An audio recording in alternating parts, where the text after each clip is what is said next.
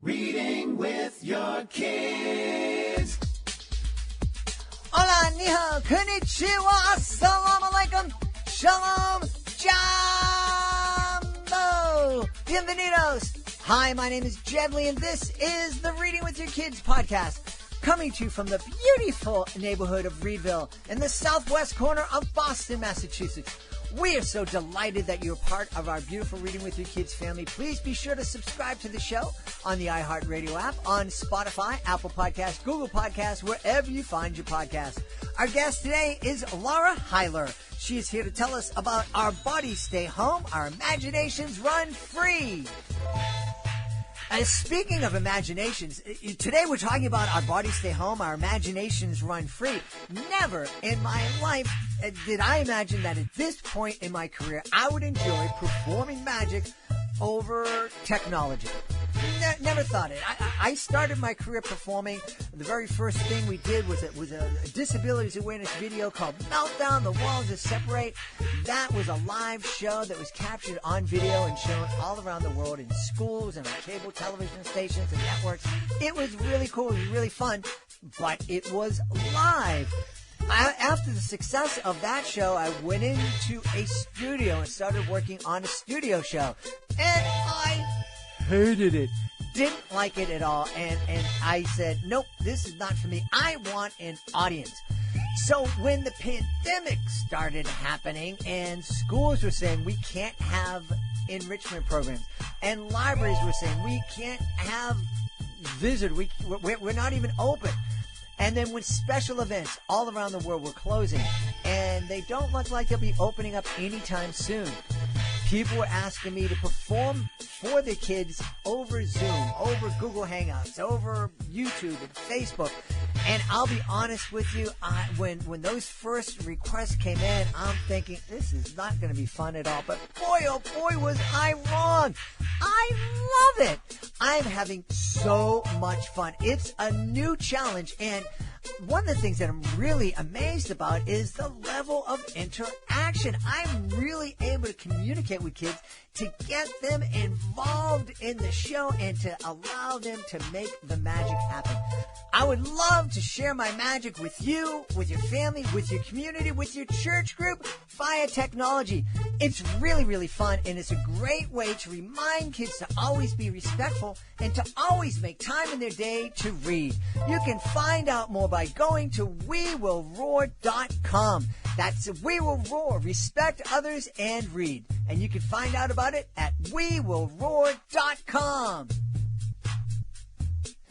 I am so excited. Joining us right now from right outside of Milwaukee in Wisconsin. She is returning to the show to celebrate her brand new book, Our Bodies Stay Home, Our Imaginations Run Free. Please welcome back Lora Hyler. Lora, how are you? Hi, Jed. I'm fantastic. Great to be with you. I'm really excited. I'm really excited to talk about this book. Of course, Our Bodies Stay Home, Our Imaginations Run Free. It is dealing with the new reality that everybody has been thrown into, the various forms of quarantine and lockdown. Different parts of the country are in different stages in reopening. But this is a situation that's going to be with us for a long time. Kids, what we knew before, life that we knew before March is not going to be returning anytime soon.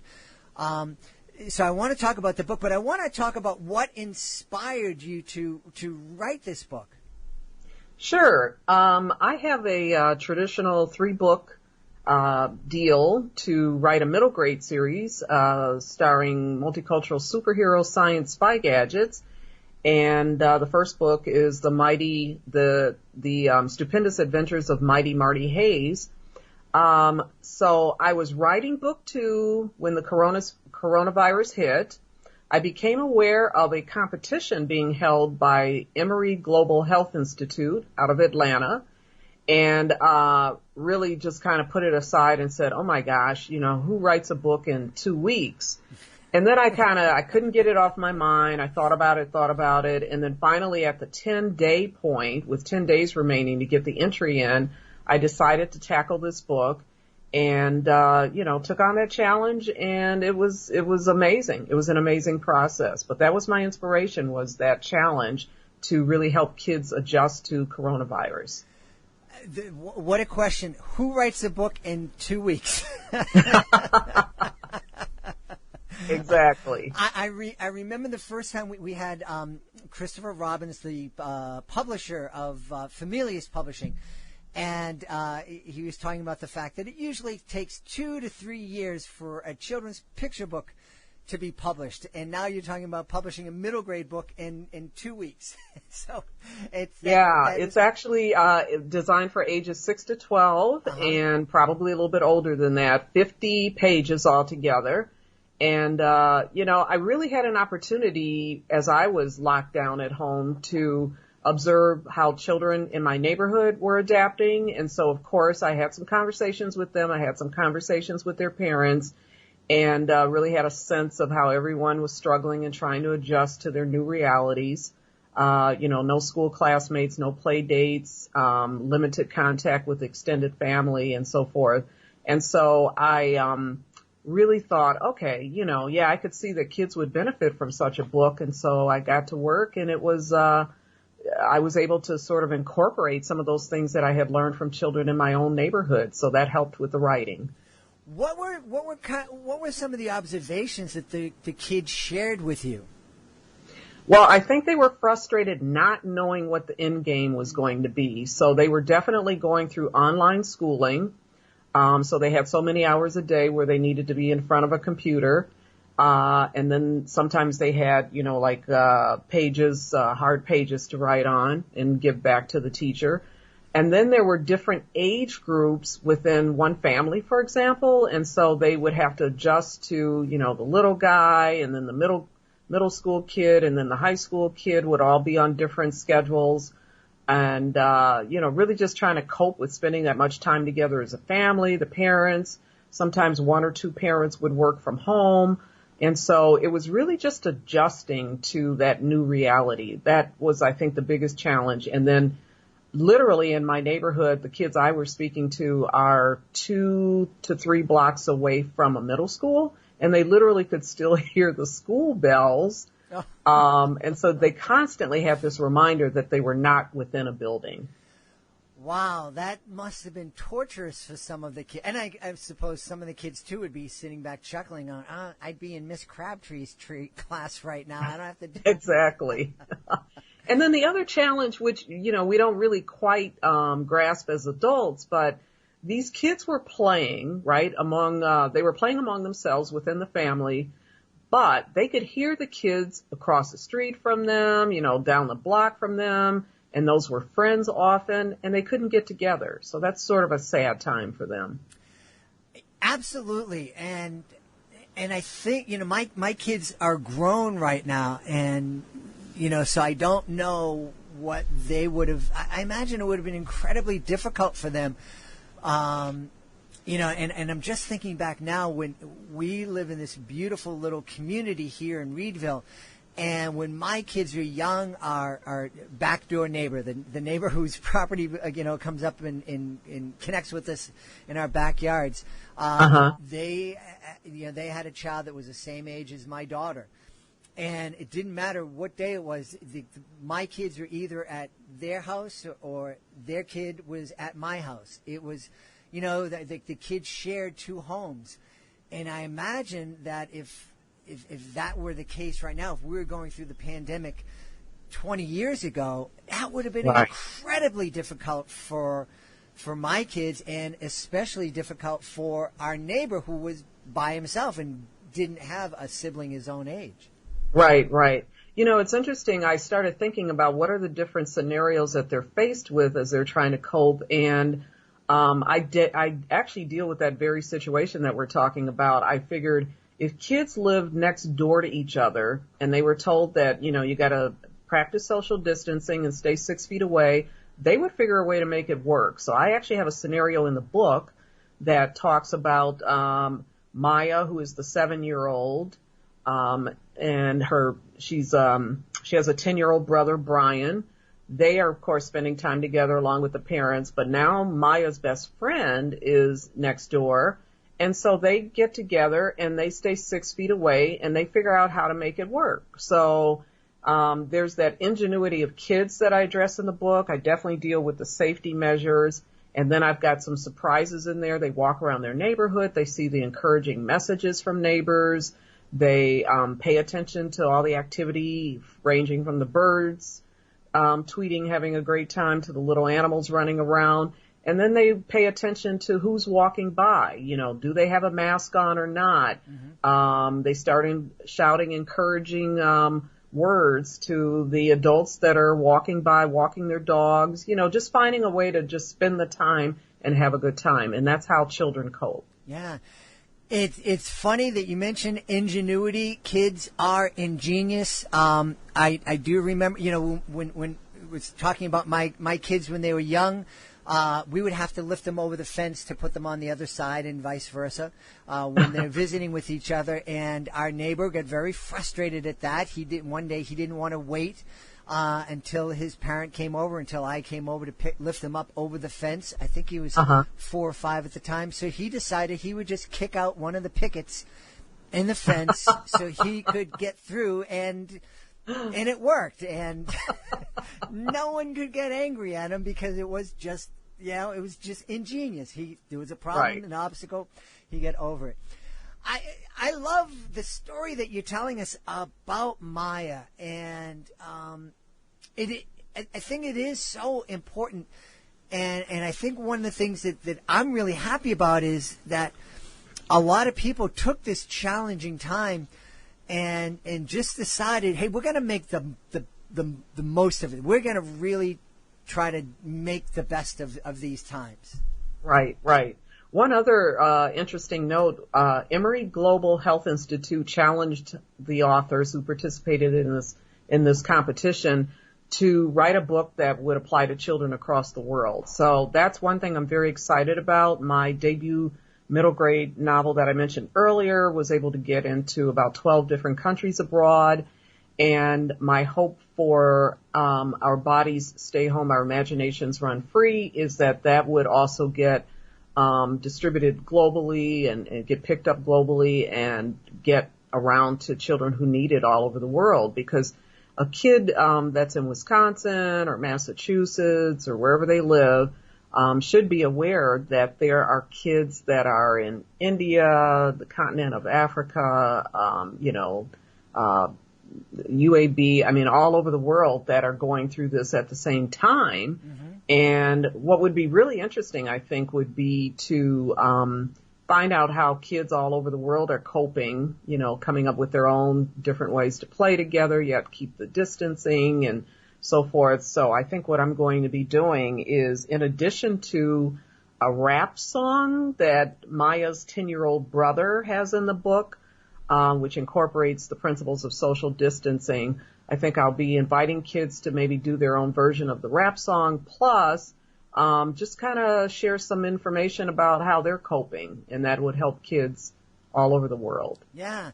And I love the cover art for Our Bodies Stay Home, Our Imaginations Run Free. Yeah, it features just this beautiful rainbow of humanity. And yes, everybody's wearing a mask, including this little infant. Yeah, we took a little artistic license there. But that's, you know, I think that's really important for us to understand that this is affecting everyone. Yes, yes. I want to give a shout out, by the way, to my illustrator, who is also the illustrator of my 3-book middle grade series. And so for this book, I said, you know, listen, I know this is tough, but I really could use your services. And by the way, I need to have this all done in 10 days.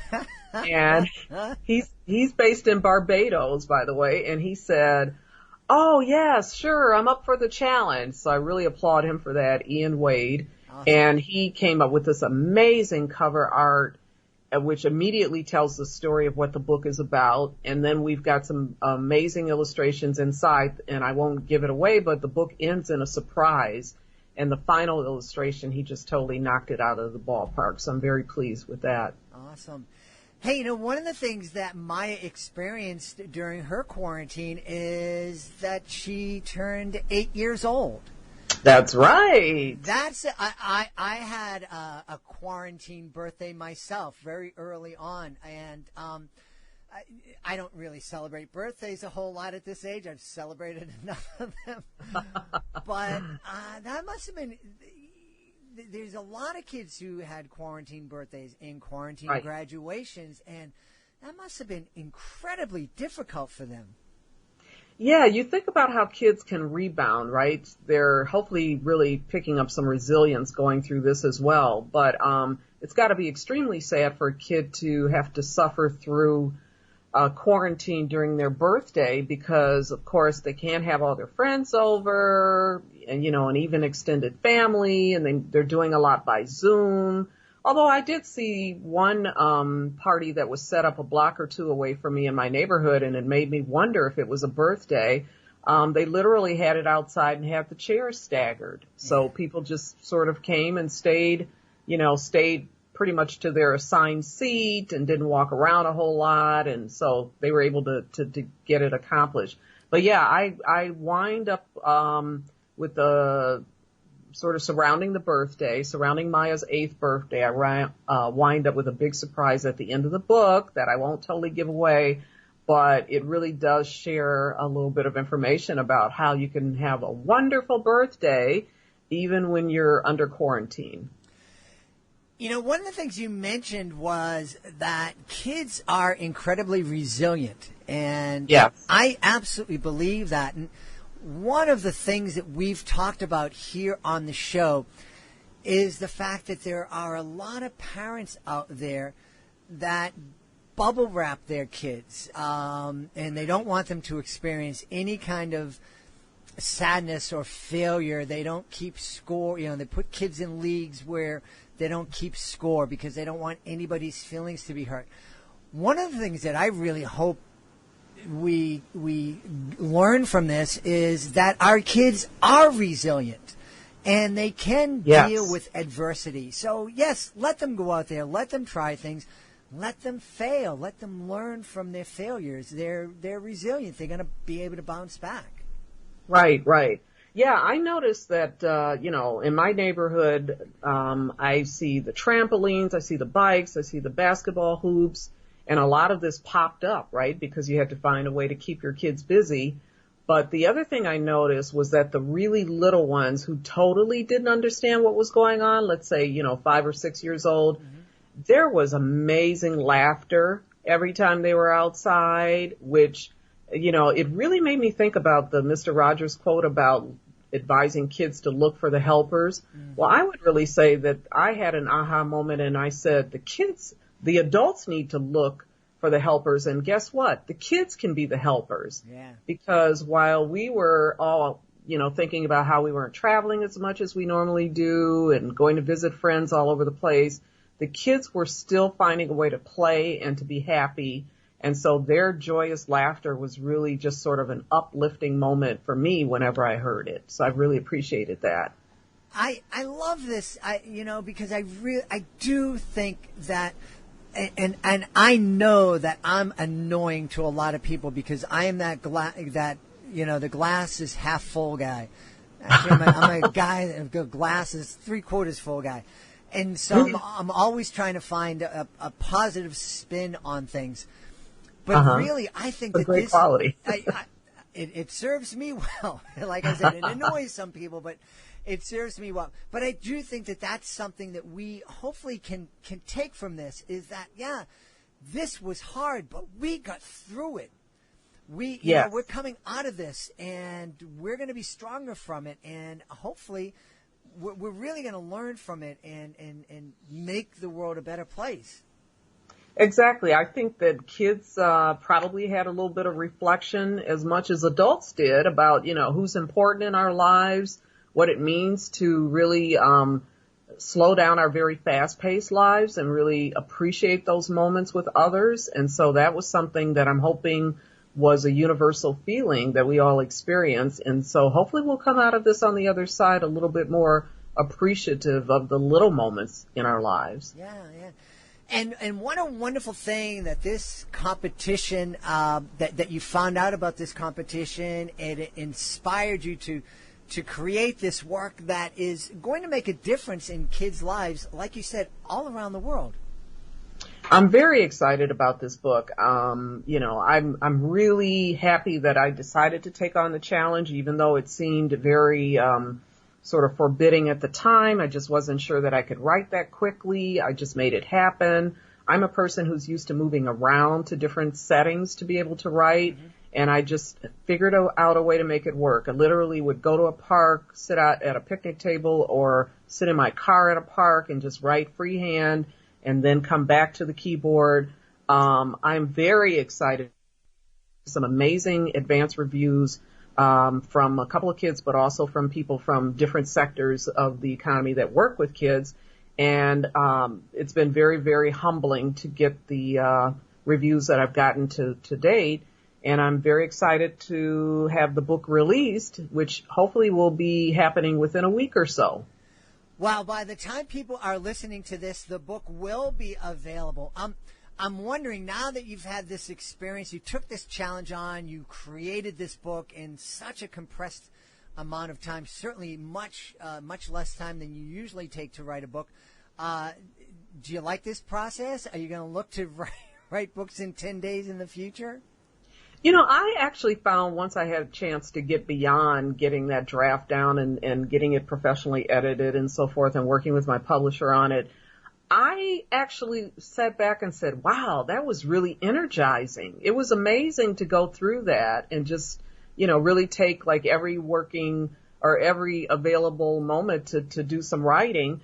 And I really felt that it was a process that I can apply to my future writing. So yes, it was a matter of probably thinking it through before I put, the first pen to paper. And so I think that's a process that will be something that I can pursue going forward. I'm looking forward to that, writing faster and then just doing it without limitation, just really just going with my gut and getting the words on paper. It was a very invigorating process. That's wonderful. So, again, glass half full, great things come out of challenging times.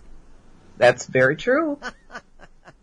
Well, when is the next book in your Mighty Marty Hayes series going to be available? Since I had been so tuned into my coronavirus book, I decided to give myself a little break.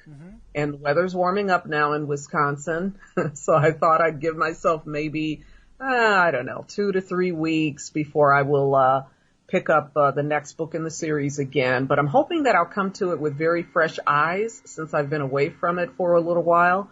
And I'm really excited to tackle that because I think it'll just give me a whole nother appreciation for the writing process and thinking in terms of, how kids will receive it. So I'm anxious to get back, but I'm going to give myself a little breathing room first. Very, very wise. Always important to take care of ourselves.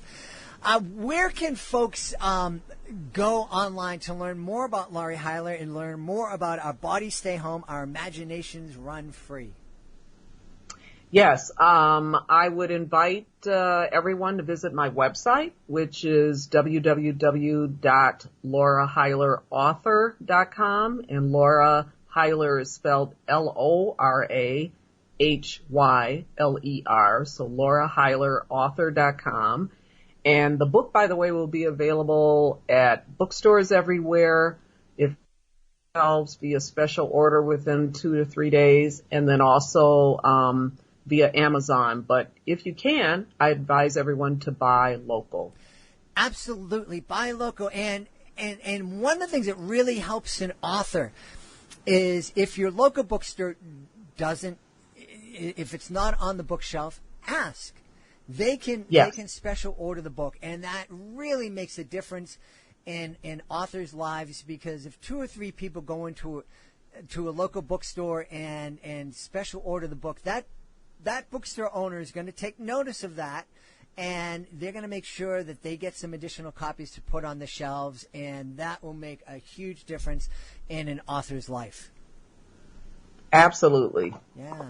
We've had a great time talking to the author of a really important book for these times, Our Bodies Stay Home, Our Imaginations Run Free. And just because we're reopening, things aren't going back to the way they were back in March. We're still going to be dealing with this for a while, and I think this book is going to be very relevant for a long time to come. And what a great book to have, to be able to sit down with your kids and reflect on this time 2 or 3 years into the future. I think that would be a great activity for a family to do. Yes, I appreciate that, Jed. I really hope that your listeners will think about children in their lives who would benefit from this, and I think they will be very pleasantly surprised to see that it's not just sort of a recitation of the safety measures. It's really a fun story. It's filled with humor and laughter, so I invite them to take a look. We've been speaking to Lora Hyler. Lora, thanks so much for being back in the show. Thank you, Jed. Please be sure to join us for the next edition of the Reading with Your Kids podcast. Our guest will be our friend, Dr. Terrence Shipman, the author of Mr. Shipman's Kindergarten Chronicles, a multiple-time Reading with Your Kids certified great read author. That is the next edition of the Reading with Your Kids podcast. Hey, if you're the author and you're frustrated by the fact that the traditional ways of letting folks know about your books, school visits, library visits, book signings at bookstores, they're just not available to people right now, and they're probably not going to be available for months and months and months from now. Who knows when they'll be available? Well, we have a program that is available to you all the time. It's called the Reading with Your Kids Certified Great Read Program. Dr. Terrence Shipman, 3-time certified great read author. He believes that it's a great value and a great way to help his books stand out from this crowd of books that are published every single month. You can learn more about our program by going to our website, readingwithyourkids.com. Click on the Author Services button at the top of the page. You'll find out all about this great program. We want to thank the folks who made today's show so very wonderful. Of course, we want to thank our guest, Lora Hyler. Be sure to check out Our Bodies Stay Home, Our Imaginations Run Free. Also want to thank my incredible team, starting with my producer, Fatima Khan, my awesome author ambassador, Peggy Cotto. I want to thank my beautiful wife for all the support she gives me. I want to thank you. Thank you so much for taking the time to join us today. And as always, thank you so very much for taking the time to make the world a better place by reading with your kids. I'll be looking for you in the next edition of the Reading with Your Kids podcast.